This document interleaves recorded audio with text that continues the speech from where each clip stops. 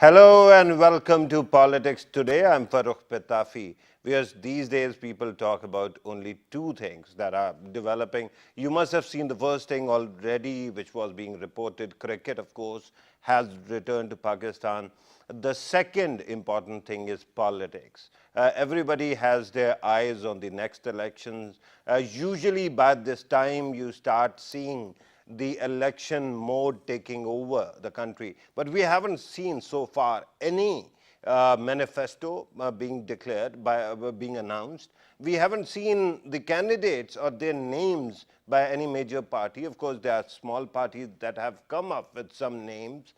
And usually the political rallies that we have seen focus on the past rather than the future. And of course, there is a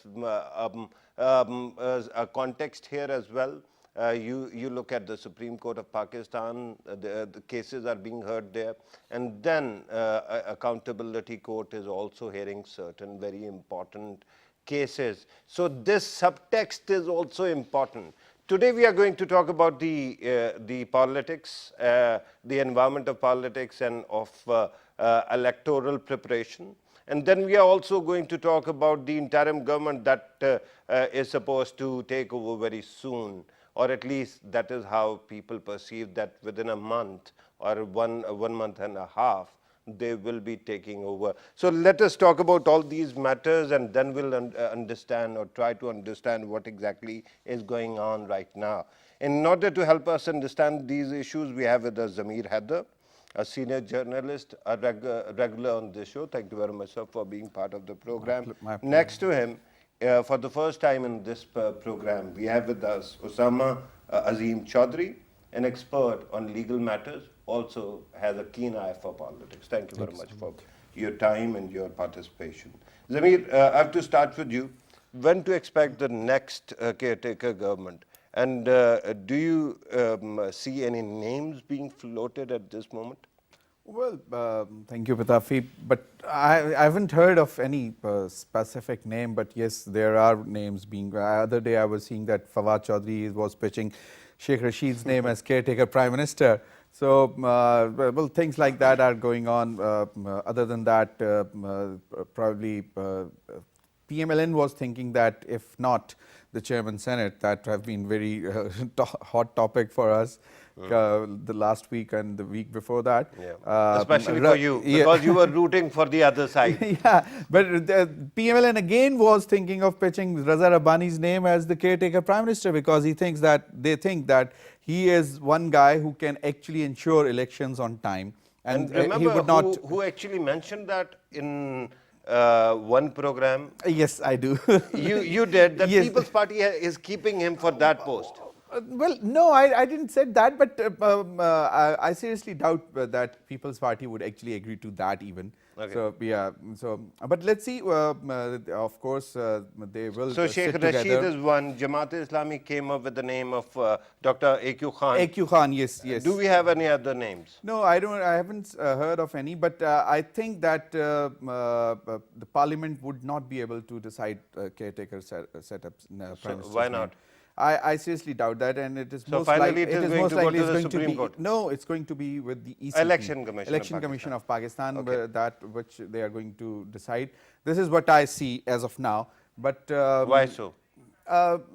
because after what we have witnessed in Senate, PML-N would not be comfortable with the names coming from the People's Party, and because the consultation has to be between the leader of the House and the leader of the opposition in the National Assembly. And So you're saying that the ruling party is going to back out of the process? No, of course, no, they are not going to back out. They're going to contest for their own candidates. Right. So I think that would that Do you have is where any candidate in mind for PML-N? Supported by PML-N? Oh, well, I said that earlier. It was being discussed that Raza Rabbani, you already took him off the table. Yeah, you said that he's not going to be. They would pitch his name. I never said that They will. Yes, this is what I think that they will again, because they have to come out with two names, and the two names have to come from the opposition as well. So they have to debate on the four names. And So right now you are just giving me one name and one name alone. Let me go to Usama and then I'll come back to you. Usama, regarding the modalities of caretaker setup, Do you have any timeline in your mind? Um, I'm of the view that the Parliament is going to be completing its term. Probably the first week of June would be very vital and pivotal. The government is going to try putting the budget before the Parliament gets that approved, and then they would want to go. They are actually planning to present it next month in April. Absolutely. Yeah. And once they have gotten the budget approved, I think it would be the right time for the caretaker to come in.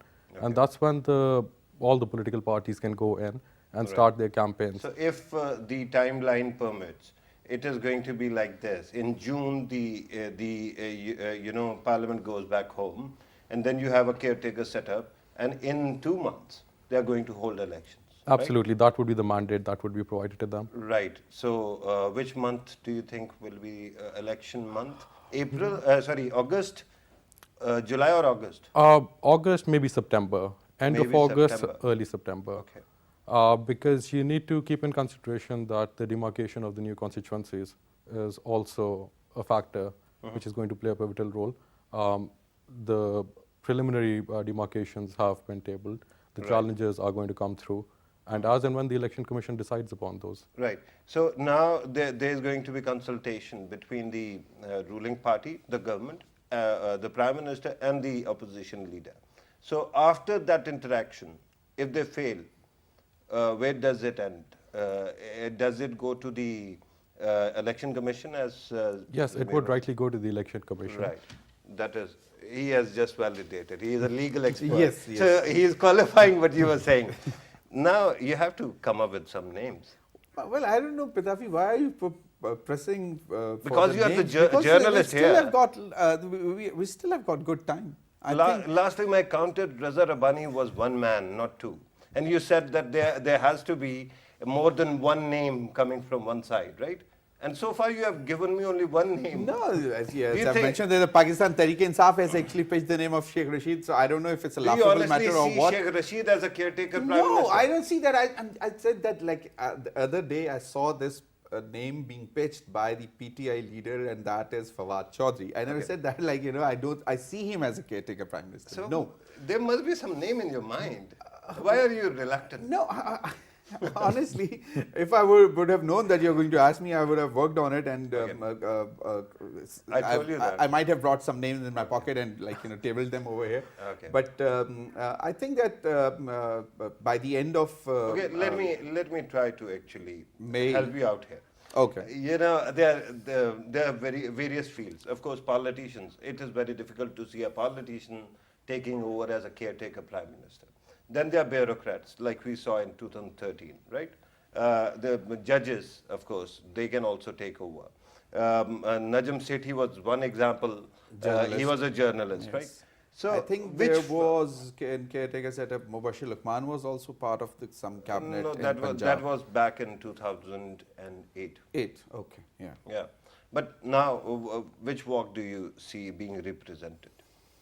Well, I think that for the top slot, for the prime ministerial slot, there would be a politician. This is what I am looking at. How do you find a non-partisan politician? They would. Like the what? guy who is at the age of retiring from the parliament, or he's going to play last 2 months of his stint, something like that in politics. Off the top of your mind, does any name come to mind? Well, yeah, it could be Jamali. Jamali. Yeah. You realize all you're doing at this moment is actually pushing more conspiracy theories here. No, I don't know, because at the time Who told when you the proper Jamali Sahib names- is going to retire? I think that he had played his innings well, and No, you think that. He doesn't. In this parliament, he has taken a very good stand, and he has said that I would have died much before this parliament died on this law. So whosoever actually takes a pot shot at the government, whosoever attacks the government is a good candidate. No, I don't say that. But Nobody else is. I think that he is probably his family members would come in front for active politics. Right. I'm not convinced. Yeah. I'm not sure. You're not But- still convinced. Yeah. Let me go to Usama. Do you see any candidates? Do you see anybody who can be a good caretaker prime minister? Okay, I would be speculating. Yeah, please do. Hard to I'm take names. inviting you to speculate. Speculate wildly. He just actually took some really Yeah. wild names. So if I take his point forward, Mr. Zafrullah Jamali can be a good candidate. He served the highest office. He's a veteran politician. I mean, the One, PML-N will not find his name that welcoming, will it? I mean, he was one of those who kept on supporting the idea that there's going to be a wholesale, revolt against the government, right? There was. I think there was no practical damage caused by him. If they have to agree upon a candidate, again, as he said, Raza Rubani is not going to be an option.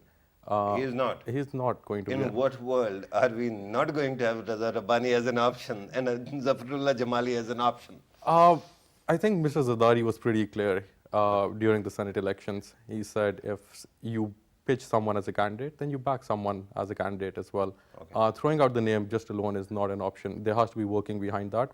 Any party coming up with the name needs to own up to the ownership and the actions behind it. The names we have so far, Sheikh Rashid I wasn't aware of. I've just heard Actually, that. we saw Sheikh Rashid's name. And the interesting thing is, today a verdict was reserved about his suitability, eligibility. I think he's going to face the music as well. Yeah, I don't know whether he will or not, Yeah, but the I point think is, so. that is a contentious choice. But now let us change the direction of discussion. Of course, we don't know the names, and it would have been a wild speculation, as I said earlier. Now let us talk about the quality of election preparedness. Because in 2013, we saw that there was a lot of speculation, and then we saw 4 months of sit-ins as well, because people kept on disputing. Do you think that those concerns have been alleviated now? To be honest, they have not really surfaced any developments as such. All you see are politically motivated rallies. Obviously, the political agenda is behind it.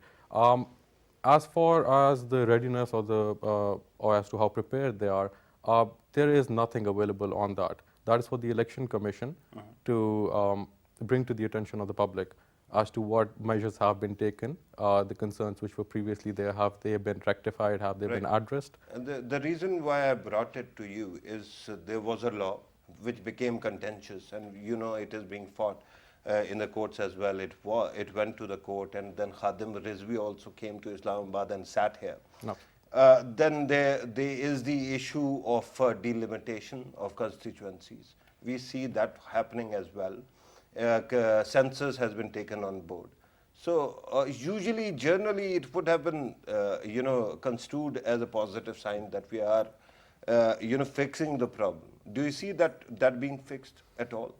Absolutely. I think it's a positive way. If you talk about strengthening your democracy, just the census itself took place, I think, after approximately 20 years. I was too young when the last one took place. Yeah. So it is a positive step. It's a way forward. They will make errors, but that is something which will help democracy grow in the long run. Zamir, do you think that this time when elections take place, none of the parties is going to complain that there was widespread rigging? If not widespread, they would complain about rigging. Why? Of course. Because of the culture? Because of the culture. In Pakistan, only one party wins, everybody else says there was a rigging. Unfortunately, Patafi, but what I have seen, I haven't went through the document, probably Usama has, the whole document of electoral reforms 2017. I don't know how many areas they have been able to address as far as rigging is concerned. So that is one area where they can actually, where I would see that there's something black and white has been done to check rigging, and I don't know if they have actually done something on that. But now I have foresee. to cut you because Dr. Nafisa Shah has just joined us, leader of Pakistan People's Party. Ma'am, thank you very much for joining us. Ma'am, before you joined us, we were talking about the quality of preparedness for the next elections. We haven't seen any specific names coming from either side so far for the caretaker prime minister. And if I remember correctly, in 2013, there were a lot of allegations that the election became RO election. Do you think those concerns have been alleviated now? These last 5 years, the National Assembly tried to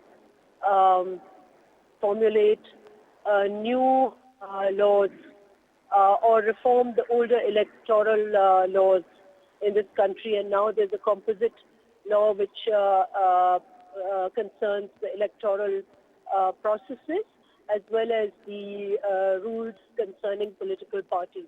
It's all under the Elections Act now. And in that, the aim was to strengthen the Election Commission. All the parties gave their proposals and suggestions, and there is this law which hopefully will strengthen the Election Commission. One of the issues with the last election was the Election Commission itself. But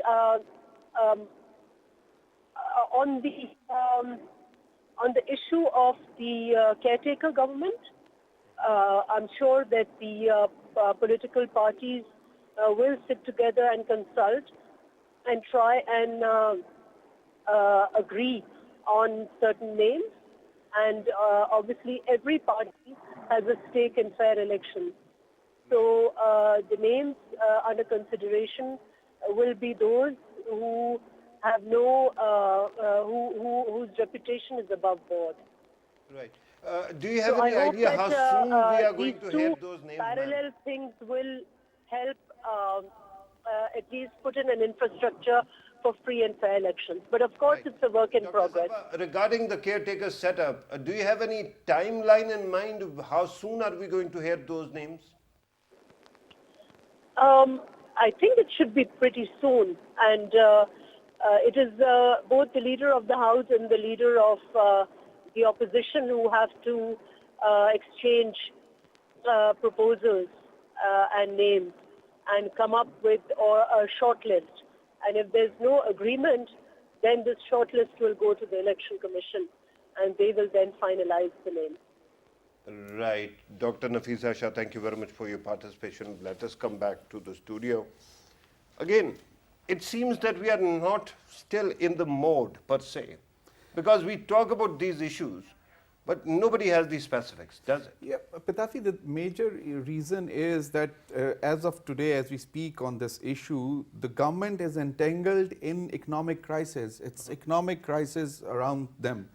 And mainly the opposition and the other political parties are also focusing on that. And the government as of now is in a big mess, because since they have to come out with the budget, as you've said that it has to come in April, and after about debating good for 15-20 days, they have to pass the budget, and that has to be done by 15th of May or 20th of May.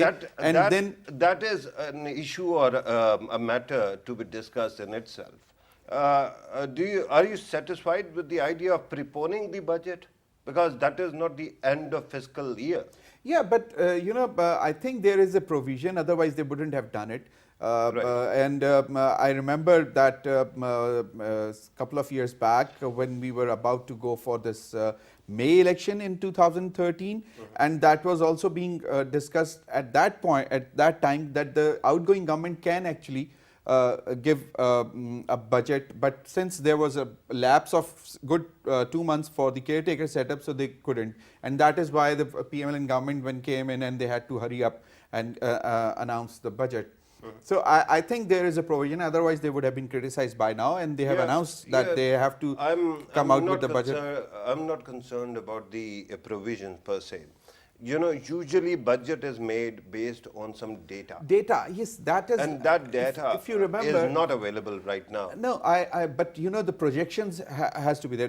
There is a preliminary data available with the government, and on the basis of that, they can project till June. The fiscal year ends. Why not actually wait till the next government came in? No, but they cannot. A caretaker government could have given a supplementary budget for a little I seriously doubt that it comes under the mandate of caretaker setup. They cannot announce a budget. Only for 2 months. No. And then the next government comes and takes over and changes things. They cannot announce the budget because there is...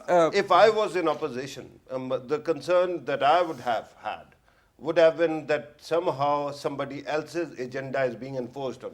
You know, in regular budget, when we usually have this in June, still they have the provisional figures on which the budget is based, and that For is the last sometimes quarter. not more than May. For the last quarter. For the last Not quarter, the second always. last quarter. For the last quarter, the figures only come in sometimes by July or August. Right. That is the last quarter. The last quarter, and that right is, now we are talking about the second last quarter. so yes, I'm telling you. You have to realize what is happening. Sir, your take on this. I think the 18th and the 20th Amendment are pretty clear on the scope of the caretaker governments. The purpose is smooth transition of power. Right. I think he's right when he says that they would not have a mandate to come up with a budget. They're not elected representatives. Then do we have any provision to decide that a government that is going out of power, maybe it may get returned, it may come back after July or some time, but at this moment we know that its tenure is ending. So there should be some kind of cap that whatever decisions they make last only till the time elections have taken place and some new government actually takes over. Okay, I haven't looked at this aspect. There may or there may not be a provision like this, but the opposition is out there, and to be honest, if this was a violation of the provision, this would be taken to the Supreme Court. No, but the future government. I have to actually once again go to the telephone. Usama Bukhari, a leader of Pakistan Muslim League Nawaz, has joined us. Usama Sahaba, thank you very much for joining us on telephone. We are talking about caretaker setup, the names that are supposed to come up. Have you seen any names being floated in your party for the caretaker prime minister? And the chief minister, because she. Yeah. Thank you very much. First of all, Usama Bukhari Sahaba, are you with us? Yes, I am listening to you. Hello. Hello. Usama Sahaba, can you hear us? Yes, I'm hearing you. Yeah. Before you joined us, we were talking about the caretaker setup because we are nearing the next elections. Usually it is the time when you start hearing about caretaker setup, the names that are being proposed. Is your party in a position to come up with some names right now? Thank you very much. Definitely, as the constitutional requirement is that this discussion has to be with the opposition leader and the leader of the House. Till now, my party, we are not giving any names primarily because we want that opposition leader, he must consult all the political parties within the opposition, and they'll send us some names, they propose us some names. Then I think it would be more probable and more suitable that, then leader of the House, he can give some good names and other names, or can, be agreed on the names which, they have proposed. Right. But Usama Bukhari Sahaba, is it not a reflection on the reactive policies of this government? That you actually depend a lot on the opposition to come up with a name. For example, in NAB case that happened, now there are issues with NAB chairman's name. Regarding Raza Rabbani also, it was an outreach. But when you reached out to to People's Party, they didn't actually agree with the nomination. Is it not important that your party actually first comes up with some names and then those names can be reconciled with the choice of the opposition? No, frankly speaking, I don't agree with this idea because, when you are in a ruling party or you are in the government, you hold, many responsibilities, and, we have to take opposition with us on that sensitive issues such as Chairman NAB's appointment or, the interim setup. Because PML-N, we like and we always want to, do the politics with decency and with the political norms. And to take on board all the opposition parties with us on that sensitive issue, it's quite a fair, must say, the strategy, because we don't want that, opposition again they'll go, on some protest, and they every time when they are losing in the battle, they always, raises the objections of, the rigging and the pre-poll rigging and all that. So we want that they should come with some incentive names. You're saying that whenever they are losing in the battle, this time they manage to appoint or elect Chairman Senate and Deputy Chairman Senate without support of PML-N. So are they really losing at this moment? If you are, trying to say this, that, the Chairman Senate, which they have elected, they have, formed that Chairman Senate on a very democratic way or with, with the consensus. Is it not? We have a great perception and a hunch that there are some forces who want them to use this Balochistan card, and they make them sit on the same table against PML-N, and this reaffirms the fact that today in Pakistan there is only one, the nucleus of the politics that is Nawaz Sharif. So there is the politics of anti-Nawaz Sharif and Nawaz Sharif. So every other political parties or the forces, who are abusing each other, who are against each other, they make to sit to defeat Nawaz Sharif. Otherwise, they know they can't. Whenever it will be going into masses or it will be the point of masses, they will be defeated by Nawaz Sharif. Right, Usama Bukhari Sahiba, thank you very much for your time. Let us come back to the studio. Again, of course, I had to talk about the candidate's name, and the problem is, I'm sure now, that PML-N actually wants to play nice. And whenever it tries to do that, it manages to hurt itself rather than anybody else. But coming back to the issue of budget, you wanted to say something. Well, what I was saying that if this matter, as Usama has said, that might go to the Supreme Court, since there was not much of time left for the government and they introduced the budget. But I don't see that happening, because otherwise they wouldn't have even announced that they are going to bring the budget in April. One thing. And secondly, hang on. Let me qualify what I'm saying, my concern here. I mean, the present, finance team, policy or finance ministry team is excellent. I really believe that they are great people, right? But the problem is their tenure is running out. And it is the job of an elected government that just is returned to public office, that they actually formulate the policy for 1 year. PML-N did, because People's Party got elected out, and PML-N, when it came to power, immediately within weeks they formulated the next budget. Yes, Patafi, that actually what I was coming towards. And the fact remains, whichever party makes the government in the future after the elections 2018, they would have the right to actually change whatever they want to change. Can you have two? Yes. Did we ever have two budgets in the history of Pakistan? We used to have mini budgets all the time. Not mini budgets. No, the of course. Formal Any change, fiscal policy, any change in the fiscal policy is kind of a mini budget. Any time introduced at any time in the year, any point in the year. So, but the government, the sitting government, would have the right. I mean, you have been a journalist for some time, quite a lot of time. Yes. Have you ever seen two budget speeches?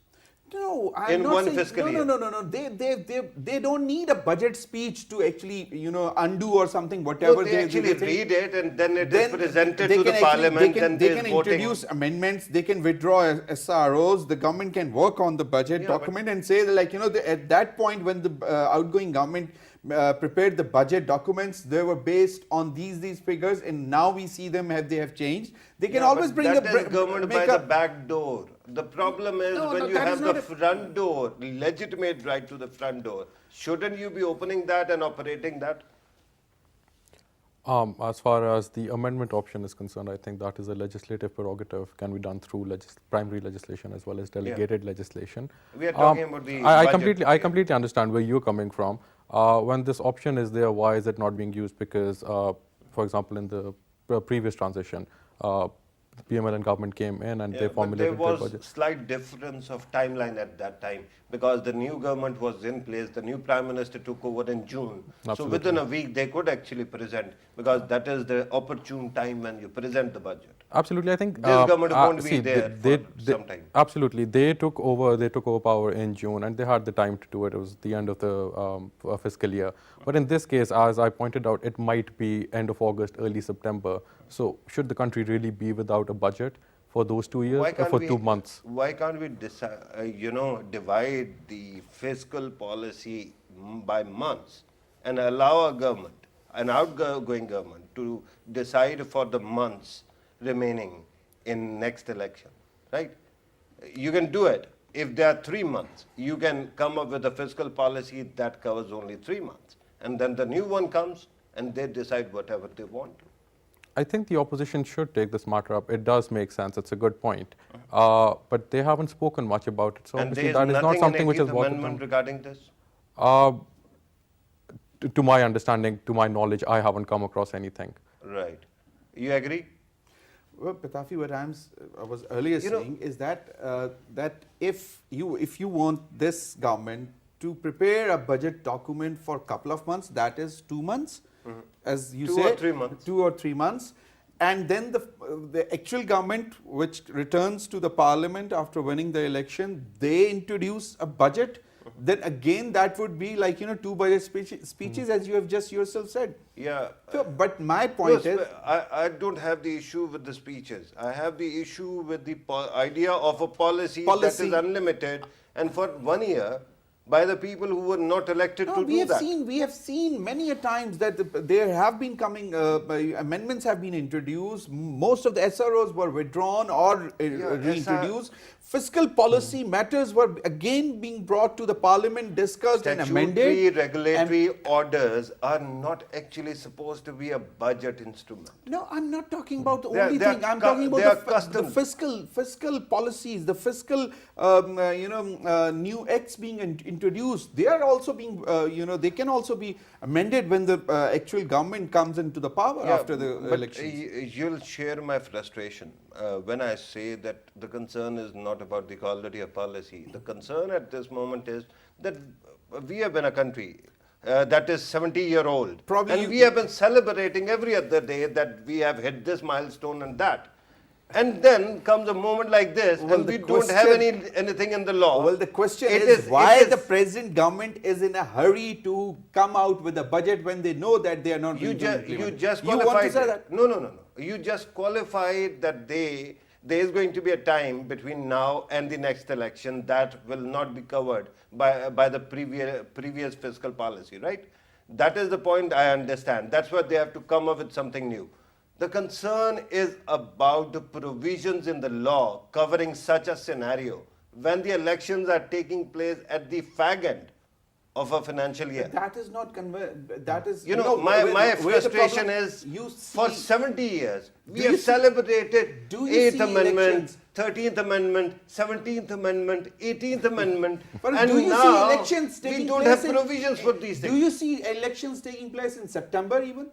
Do you see that? You don't see that? No, but probably they could go He till is October. here to push conspiracy theories. No, I'm not pushing. As Usama has said that, there are going to be thousands of concerns pouring in the election commission regarding the delimitation. They're going to be challenged, and they might take more than 2 to 3 months. Yeah. So how can you have elections when the issue of delimitations has not been settled?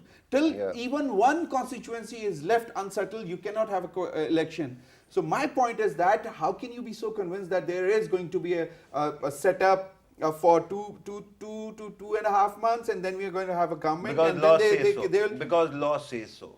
Because the law says so. Understand, regardless of what shadows are actually moving around, but I have to look at the light, can always and come light out. comes from the Constitution. ECP and can Constitution actually- tells me that ECP in so many months yes, there's it going has to be an that election. But ECP can actually make a request to the Supreme Court that they need to have some more time, and the caretaker setup need to be extended for a couple of days, 15 days, Change 20 of days, topic or a month again. or something like that. Change of topic again. Regarding the next elections, which party do you see is in the best position to win in the next election, or do you see a hung parliament right now? There's more chances of a hung parliament. As you would have seen, new alliances are being formed as of now. MMA has re-emerged. That happened back in 2002. Managed to secure power in KPK back then. Yeah, but there are other parties that have emerged. For example, TLP is now a reality of life. Gets 10,000 votes per constituency. And then you have MML, although it has been barred from taking. And now we are taking- actually, celebrating TLP in various cases, and we hear about it every day. Nobody is actually celebrating. Well, this is Pakistani state is critical. Maybe those 10,000 celebrating. voters I'm you not saying say. that per se. Let him finish his point. Yeah. There are new political actors which are surfacing, new political issues or issues which have been made, which are now a reality. They're concerned, they need to be handled. Again, it's everyone's right to voice their political concerns. Yeah. As the new parties are emerging. To be honest, I don't know if they would actually become one of those banned organizations, not allowed to participate in elections. No, TLP will not be banned. I don't think their leader might be actually apprehended, but I don't think that they are going to ban the The political matter party. has been, at least with... But I don't think it is going to sway the elections. There is going No, to it's be a not going to different sway the kind- yeah. elections. Regarding the parties that are in better position, of course, you have talked about MMA, TLP, other religious alliances. Can you talk about the three major parties? Which one do you see is in a better position to form the next government, to win the election? It's a little hard to say. It'll really pour down to what the numbers I'm are not at the end of asking it. you to I can commit te- to an no, no, answer. No, no, I'm just saying that take a shot. Okay, in my most humble opinion, I think PML-N, Pakistan People's Party, and PTI will bag majority of the seats. All three of them. All majority of the seats. I'm not saying that PML-N is going to take this. PML-N is Not going saying to. single largest I'm not majority. exactly. It is going to be a hung parliament. It will be a hung parliament. Led by Zardari Sahab. That's it. Pakistan People's Party. as of now. Somehow As of you now, keep on I- rooting I for don't that want to go back possibility. to the, Somehow, Zamir, you keep on rooting for that possibility. I don't know what do you see in that one. As You know, the mentioned- concern is- as you mentioned before the program when we were sitting together. So I don't want to talk about that. I don't want to speculate on that. But yes, as of now, when we see Yeah, that happening, You remember what I don't happened see between any single party. 2008? You remember what happened between 2008 and 2013? We had a hung parliament, and we had a very weak government, and that's why we kept on losing human beings to violence, and we lost so much in those 5 years, not because of any fault of the government at that time, but because primarily of lack of stability. And that might again happen in this country. Do we want that kind of possibility?